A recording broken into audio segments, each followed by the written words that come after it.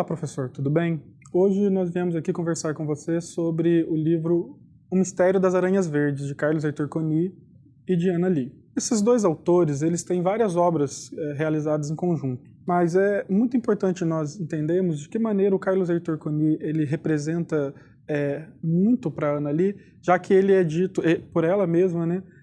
Ele é taxado como o pai literário dela. Ana Lee já é uma escritora premiada na literatura brasileira. Ela ganha, junto com Carlos Heitor Coni, um Jabuti em 2004 pela obra O Beijo da Morte. Já Carlos Heitor Coni já tem mais de 100 obras publicadas pelo Brasil, entre roteiros, romances, livros de contos, adaptações para TV e tudo mais. Desde 2000, o Carlos Heitor Coni ele é membro da Academia Brasileira de Letras. Ele é um importante nome do neorrealismo brasileiro. Ele já ganhou o prêmio Jabuti, ele já ganhou o prêmio Manuel Antônio de Almeida, já ganhou até menção honrosa em prêmios para fora do Brasil, como um prêmio do governo francês, que ele ganha em 98. Essa obra é um romance policial. Um romance policial em todos os sentidos. Vai apresentar um crime, vai apresentar uma investigação e vai apresentar um detetive. Só que nessa obra o detetive é Carol, uma menina de apenas 13 anos. E é um romance naquilo que Bakhtin mais coloca como o propício ao romance burguês, porque vai trabalhar exatamente do íntimo doméstico, né? Vai trabalhar exatamente das questões mais íntimas que acontecem dentro de uma determinada família. É a família de Carol que é mobilizada pelo desaparecimento de seu irmão mais novo, Flavinho. A obra vai abordar de uma maneira bem interessante, principalmente para jovens e adolescentes, as relações que Carol vai travar com os amigos, como um médico, como seu namorado, um amigo hippie que ela acaba fazendo, né, o Bob, que ela faz numa feira hippie. Isso é muito chamativo para os seus alunos. O próprio crime, que aparece de todas as formas ser um crime bem sofisticado, um crime feito por uma mente muito maquiavélica, que pensa em todos os pormenores e tudo mais, vai prender a atenção desse leitor jovem, que vai, de alguma maneira, se identificar com a protagonista, por ter 13 anos de idade. Essa protagonista ela vai apresentar algumas características dos principais detetives, né, do século XIX, como o Dupin, ou como o próprio Sherlock Holmes. Ela tem uma inteligência dedutiva muito sofisticada. Ela se lembra de fatos, de pormenores, que normalmente nós deixamos passar em batido.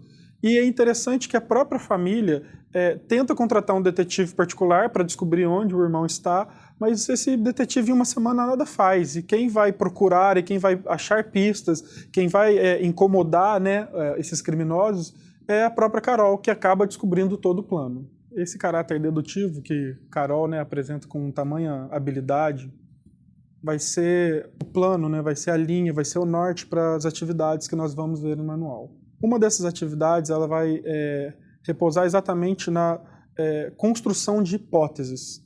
E aí é muito interessante nós pensarmos de que maneira esse gênero policial, esse gênero detetivesco, ele vai ao encontro do que nós entendemos por processo de leitura, o processo de construção de um entendimento de um texto, né? Como nós vamos montando hipóteses sobre o texto, sobre o que vai acontecer, e aí o professor pode se aproveitar dessa característica, né, de qualquer leitura que nós fazemos no mundo, para trabalhar com os alunos a hipótese do que eles acham que está acontecendo. A partir da leitura do primeiro capítulo e do segundo, o professor já pode parar, né, pedir para que os alunos escrevam no caderno ou para que tenha uma discussão em sala de aula sobre as hipóteses que eles levantam dos motivos, das intenções, de como o livro vai terminar, porque é exatamente esse caráter detetivesco que vai permear toda a obra e que vai permear essas atividades. E por que isso é importante? Porque esses alunos de 8º e 9º ano, eles já estão sendo, de alguma maneira, requisitados a demonstrarem um tipo de leitura um pouco mais sofisticada. Não uma leitura plena, uma leitura muito aprofundada, mas que uma leitura que seja conscientemente levada por esse levantamento de hipóteses e a confirmação ou a refutação delas. No final da leitura, o que o professor poderia fazer é exatamente comparar de que maneira essas hipóteses levantadas na primeira discussão foram confirmadas pela obra e de que maneira elas foram refutadas por essa obra. Uma última atividade que vai contemplar o que a BNCC indica, né, é exatamente o confronto entre duas visões de mundo. Quando Carol some, o que acontece, na verdade, é uma reunião na casa de Carol, em que eles começam a debater quais são os possíveis motivos, as possíveis razões desse sumiço, ou por que Carol foi raptada. E é nesse momento em que uma visão mais esotérica, uma visão mais religiosa de Bob vai entrar em confronto, mas ao mesmo tempo vai se mesclar uma visão um pouco mais racional, uma visão um pouco mais científica de Reinaldo.